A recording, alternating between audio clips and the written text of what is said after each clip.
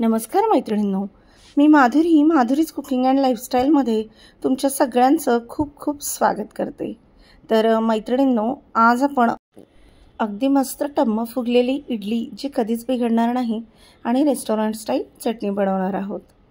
तर यासाठी मी 3 कप तांदूळ घेतलेले आहेत। मी इथे राशनचा तांदळाचा वापर केलेला आहे। तुम्ही चिकट नसणारे कुठलेही तांदूळ वापरू शकता। उकडा तांदूळ घेतला तरी देखील चालेल।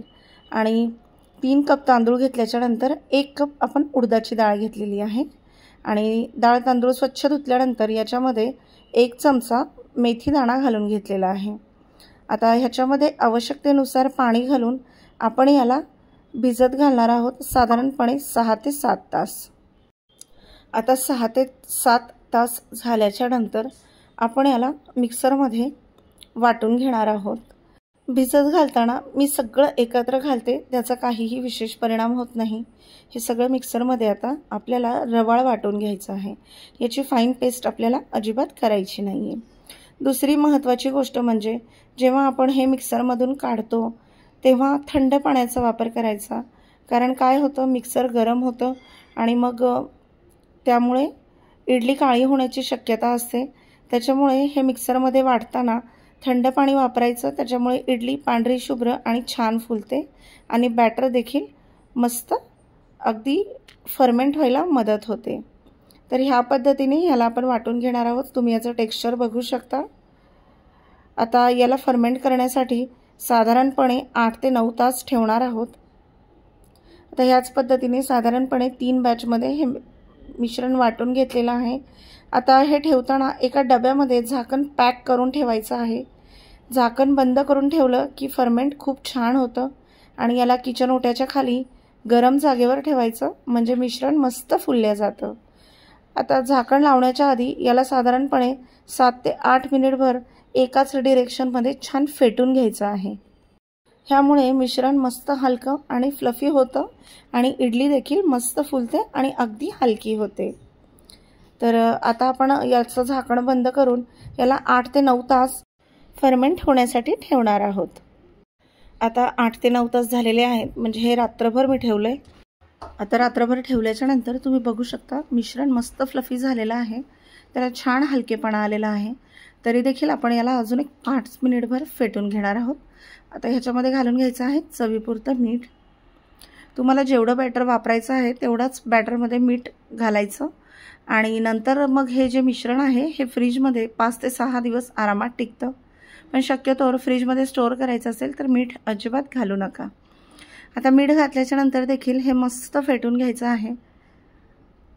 तुम्ही बघू शकता मिश्रण किती फ्लफी झालेलं आहे। ते मिश्रण जेवढं जास्त फ्लफी होईल तेवढी इडली मस्त होते। तर आता मी इडली पात्र गॅसवर गरम करण्यासाठी ठेवलेलं आहे।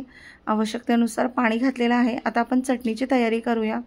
एका बाउलमध्ये मी शेंगदाणे घेतलेत, पाव कप खोबरं घेतलेलं आहे, अर्धा कप आणि पाव कप डाळवं घेतलेलं आहे। आता हे तीनही आपल्याला एकाच बाउलमध्ये पाणी घालून 15 मिनिट छान भिजत ठेवायचं आहे। आता इडली पात्राला ग्रीस करून घ्यायचं आहे तेल लावून। मी ब्रशच्या साहाय्याने करते, ब्रश नसेल तर तुम्ही चमच्याच्या साहाय्याने देखील याला ग्रीस करू शकता। ह्याच्यामुळे इडली अलगद निघते, इडली पात्राला अजिबात चिटकत नाही। तर मैत्रिणींनो, तुमच्या लक्षात आलंच असेल मी नवीन स्टीलचं इडली पात्र घेतलेलं आहे। खूप सुंदर इडल्या होतात, खूप मस्त आहे। ह्याच्यामध्ये स्टीमर आणि ढोकळा मेकर देखील आलेला आहे, त्यामुळे याच्यामध्ये तुम्ही आळू वडी किंवा मोदक देखील बनवू शकता। जोपर्यंत आता आपण इडली पात्रामध्ये बॅटर घालून घेतोय तोपर्यंत इडली पात्रामध्ये जे पाणी आहे त्याला बऱ्यापैकी उकळी येते। म्हणजे काय होतं, खूप थंड इडली पात्र असताना त्याच्यामध्ये इडली बनवायला कधीच ठेवायची नाही। तर आता मी ह्या पद्धतीने हे जे मोल्ड आहे याच्यामध्ये बॅटर घालून घेतलेलं आहे। तोपर्यंत पाणी देखील उकळत आहे। आता आपण याला 15 मिनिटं स्टीम करून घेणार आहोत। तर ह्याच पद्धतीने मी दुसऱ्या मोल्डमध्ये देखील बॅटर घालून घेते। सेम प्रोसेस करायची आहे। तेल लावून ग्रीस करून घ्यायचं आहे आणि बॅटर टाकून घ्यायचं आहे। तर मैत्रिणींनो, ह्या सांगितलेल्या टिप्स फॉलो करून ह्या पद्धतीने तुम्ही इडली नक्की बनवा, तुमची इडली अजिबात बिघडणार नाही। आणि बऱ्याचदा मुलांची कंप्लेंट असते किंवा घरातल्या आणखी कुणाची कंप्लेंट असते की अगदी रेस्टॉरंट स्टाईल किंवा अगदी साऊथ स्टाईल आपली चटणी होत नाही। तर आज आपण ज्या पद्धतीने ही चटणी बनवणार आहोत त्या पद्धतीने जर तुम्ही चटणी बनवली तर ती मुलांना नक्की आवडेल आणि रेस्टॉरंटच्या चटणीची आठवण देखील येणार नाही। तर ह्याच पद्धतीने मोल्ड भरत आलेला आहे। सध्या मला टिफिनला देण्यापुरत्याच इडल्या मी बनवत आहे, बाकीच्या नंतर बनवणार आहे। इकडे पाणी देखील मस्त गरम झालंय। आता मोल्ड आपण इडली पात्रामध्ये ठेवून घेणार आहोत आणि 15 मिनिटभर स्टीम देणार आहोत। तर जोपर्यंत इडलीला आपण स्टीम देतोय तोपर्यंत आपण चटणी बनवून घेऊया। तर चटणी बनवण्यासाठी शेंगादाणे, डाळवं आणि खोबरं आपण भिजत घालून घेतलेलं आहे। तुमच्याकडे जर ओलं खोबरं असेल तर खोबरं भिजत घालण्याची अजिबात गरज नाही। मिक्सरच्या जारमध्ये हे सगळं साहित्य घालून घेतलेलं आहे। आता गूळ घालून घेतलेला आहे, थोडीशी चिंच घालून घेतलेली आहे, चवीपुरतं मीठ घातलेलं आहे आणि थोडासा अद्रकाचा तुकडा घातलेला आहे आणि 5 ते 6 हिरव्या मिरच्या घातलेल्या आहेत। आता याच्यामध्ये आपण दह्याचा वापर अजिबात करत नाही आहोत। आता हे सगळं मिक्सरला बारीक करून घ्यायचं आहे। तर 15 मिनिट झालेले आहेत, चटणी बारीक करून घेतली आहे। आता गॅसची फ्लेम आपण बंद करणार आहोत आणि स्टीमर तसंच ठेवणार आहोत। चटणी आता एका बाउलमध्ये काढून घ्यायची आहे।